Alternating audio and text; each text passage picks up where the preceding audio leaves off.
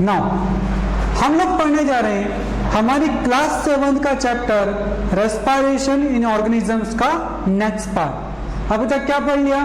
Respiration क्या होता है, क्यों जरूरी होता है, और उसमें फर्स्ट टाइप एरोबिक रेस्पिरेशन। अब हम पढ़ेंगे इसका सेकेंड टाइप, जिसको कहते हैं हम एनएरोबिक रेस्पिरेशन। देखिए क्या है इसमें, एनएरोबिक रेस्पिरेशन क्या हुआ इसमें? When breakdown of glucose takes place without using oxygen, जब कभी भी ब्रेकडाउन हो लेकिन ऑक्सीजन का यूज ना हो तो वो कहलाता है आपका anaerobic respiration. It is called anaerobic respiration. The glucose is not completely broken down. बताएगा आपको फर्स्ट में, एरोबिक में कंप्लीट ब्रोक डाउन होता है, यहां पर पार्शियल होता है, कंप्लीट नहीं होता। Into carbon dioxide and water. फिर an intermediate compound is form with the release of less amount of energy during this process. Intermediate का मतलब है ग्लूकोज टूटता है तो बीच का एक प्रोडक्ट बन जाता है, वो आपके काम का नहीं है। अभी आपको इतना याद रखना है बस कि यहाँ पर ग्लूकोज का पार्शियल ब्रेकडाउन होता है और एनर्जी कम रिलीज होती है as compared to aerobic respiration. Equation क्या है इसकी? C6H12O6 glucose, fermentation of sugar या फिर इन ईस्ट। आप इतना डिटेल में नहीं जाएंगे, हम सिर्फ इतना याद रखेंगे ईस्ट के अंदर होता है। ईस्ट क्या होता है? ईस्ट होता है जो फंगा समझते हैं, फफूंद, उसी का एक टाइप होता है ईस्ट। ठीक है, तो ईस्ट के अंदर होता है, क्या बनता है? Ethanol, C2H5OH plus 2CO2 plus 210 kilo joule. देख लो एनर्जी कितनी कम निकल रही है, वहां कितनी थी? 2880 किलो जूल, यहाँ 210 किलो जूल निकल रही है। कम हो गई एनर्जी। क्यों कम हुई? क्योंकि ग्लूकोज पूरा टूटा ही नहीं। ग्लूकोज क्यों नहीं टूटा पूरा? क्योंकि ऑक्सीजन की एब्सेंस है यहाँ पर। तो समझ पा रहे हैं क्या कंसेप्ट इसका एनएरोबिक रेस्पिरेशन का? ठीक है, देखो आगे इसमें east and certain bacteria carry out anaerobic respiration. बता चुका हूं आपको मैं, माइक्रो ऑर्गेनिज्म हो गए, ईस्ट हो गया, उसमें बैक्टीरिया हो गए, यही करते हैं एनएरोबिक। बड़े ऑर्गेनिज्म क्या करते हैं? Aerobic respiration. This organism that carry out respiration the absence of oxygen are called anaerobes. जो ऑर्गेनिज्म इस प्रोसेस को कंप्लीट करते हैं एनएरोबिक रेस्पिरेशन की, वो कहलाते हैं एनएरोब्स। कोई आपसे पूछे जो एरोबिक करते हैं उनको क्या कहोगे? एरोब्स। एनएरोब मतलब एनएरोबिक और एरोब वर्ड का मतलब एरोबिक। समझ पा रहे क्या मतलब है?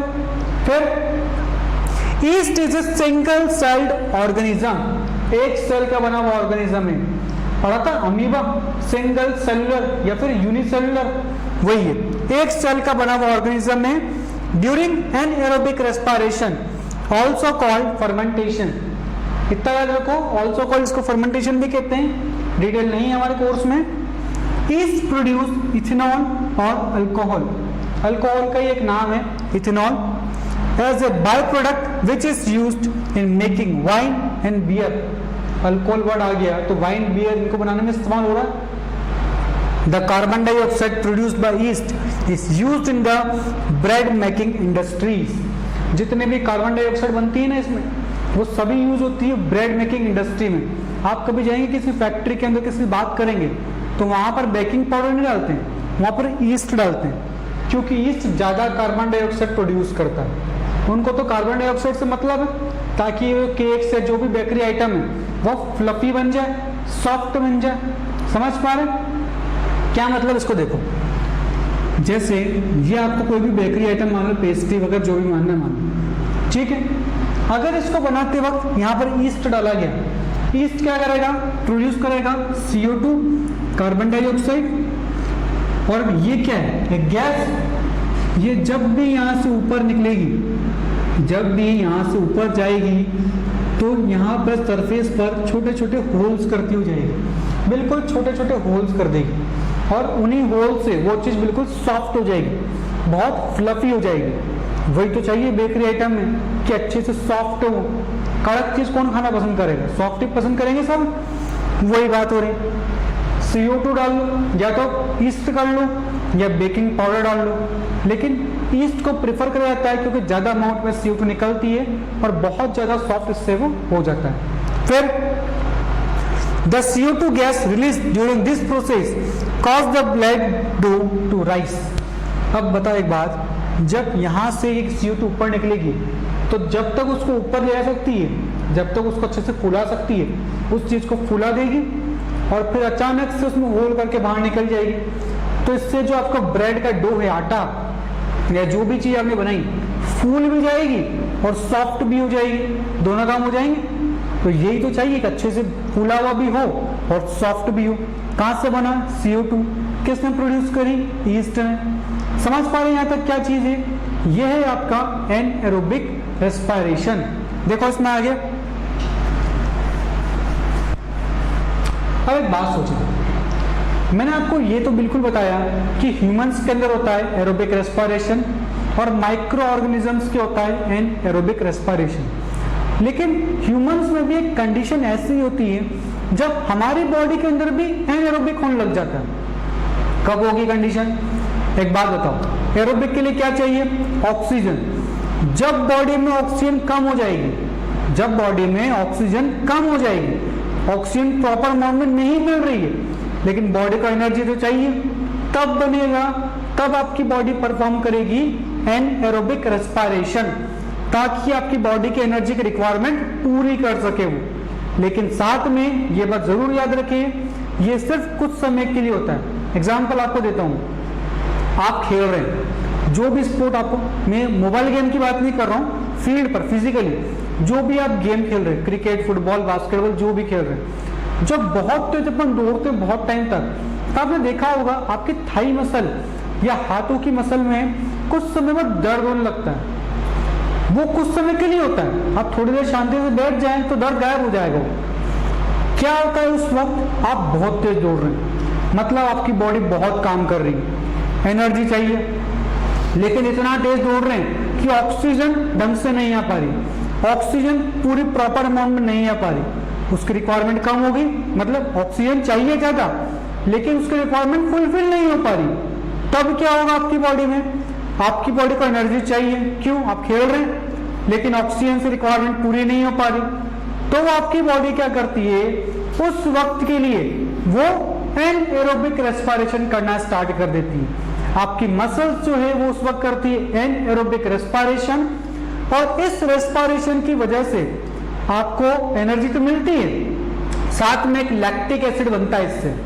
कहाँ सुना लैक्टिक एसिड नाम आपने? कर्ड में, दही में जो एसिड होता है उसका नाम था lactic acid.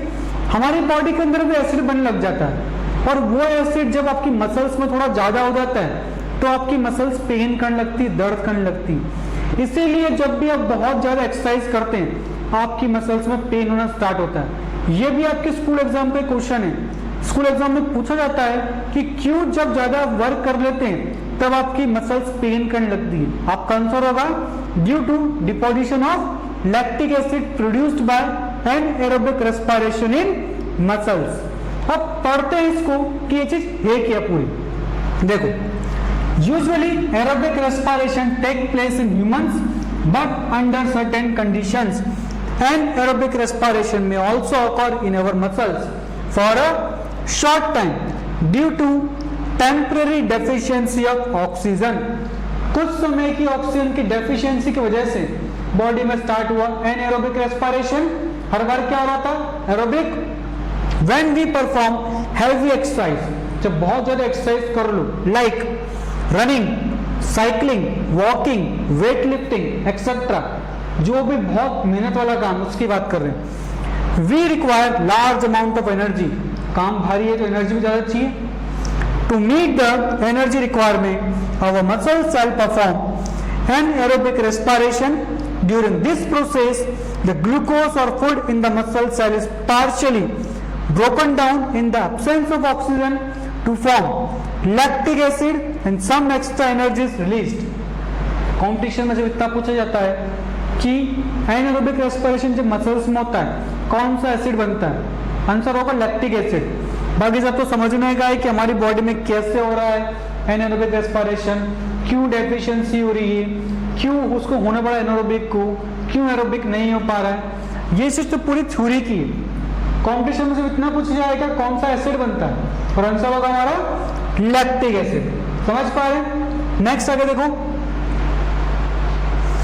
This occur because during vigorous physical activity the utilization of oxygen occur at a faster rate.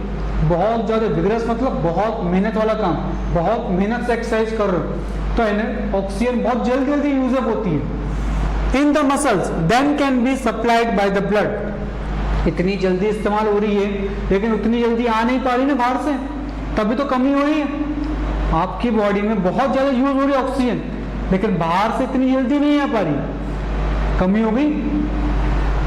When the lactic acid produced during anaerobic respiration gets accumulated मतलब जमा हो जाना in the muscles, it cause muscle cramp। ये कहते हैं muscle cramp, मतलब muscles में दर्द होने लगना। हॉट वाटर बाथ, गर्म पानी से सेक करना, या massage improve circulation of blood, वहां पे सर्कुलेशन ब्लड का इंक्रीज हो जाएगा मसाज करने से, हॉट वाटर बाथ से।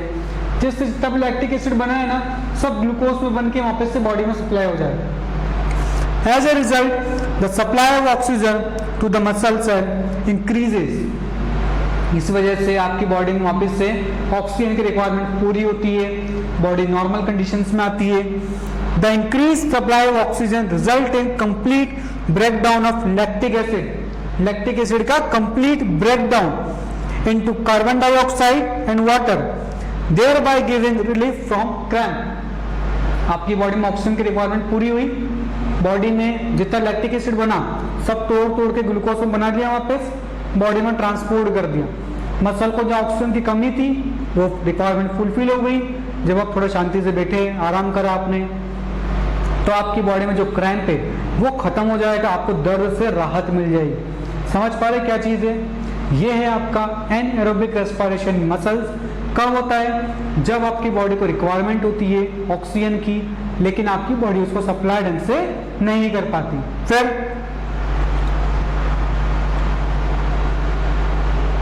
The following equation shows the production of lactic acid. Equation पूछे कोई तो क्या होगी?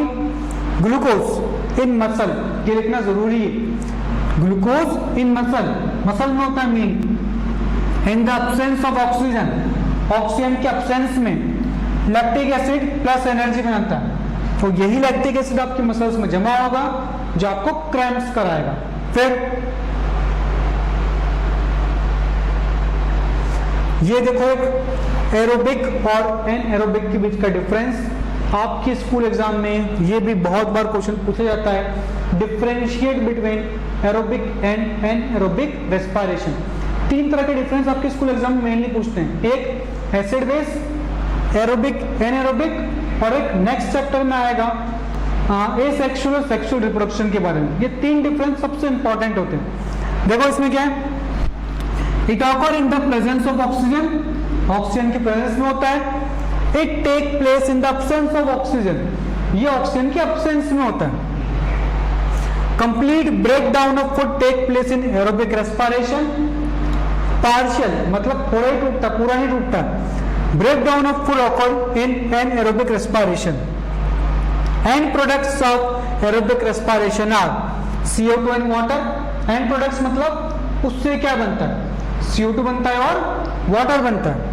And products of anaerobic respiration are alcohol and CO2 और lactic acid in muscles. Muscle का केस हो लैक्टिक एसिड, नहीं तो अल्कोहल और CO2। Large amount of energy is produced during aerobic respiration. बहुत ज्यादा एनर्जी प्रोड्यूस होती है यहाँ पर, लेकिन एनएरोबिक में एनर्जी प्रोड्यूस होती है लेकिन कम होती है। ये आपने यहाँ पर सीखा रेस्पिरेशन क्या होता है। दो टाइप के रेस्पिरेशन हम पढ़ चुके हैं, और सेकंड के दो पार्ट आप पढ़ चुके हैं। एक नॉर्मल बॉडी में हो और एक ह्यूमंस की मसल्स में हो, जब प्रोड्यूस होता है लैक्टिक एसिड। ये आपका यहाँ पर टॉपिक है, कंप्लीट होता है। यहाँ तक इसको नोट करेंगे।